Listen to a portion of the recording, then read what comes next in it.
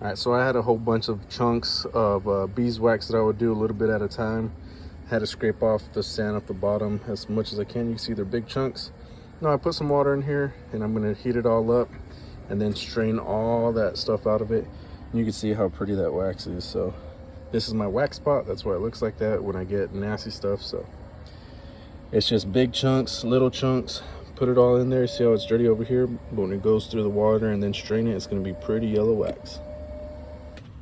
Now I'll show you what I do here. To filter my really clean beeswax, I'll get 2 5-gallon paint strainers, scooch them all the way down so they don't sit too much on, like they won't go too far down.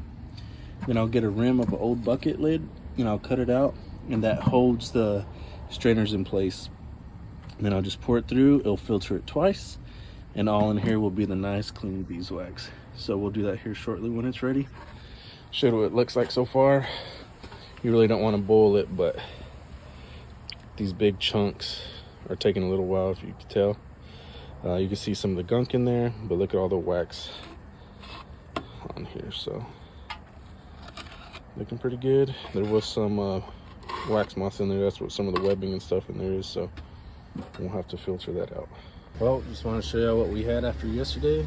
Big chunk of nice yellow, some brown, and some leftover brown that I didn't fully pour out, but that's a good chunk there. That's a solid chunk here. This was all nasty. I'll have to pour out better. This is a huge chunk of wax. Let's see what it looks like. Look at that. Beautiful. All right, so here's the wax after I've taken out of the bucket. This was all wax cappings and clean wax.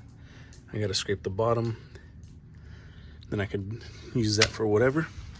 This was all brood comb and everything that I rendered down. And you see it's a darker yellow. And I'll go ahead and clean these up, scrape all this off and wash them off, and then take pictures for an update for y'all. But look at all that wax. That could have been wasted, but I'm gonna use for frames. That could be used for lip balm and everything.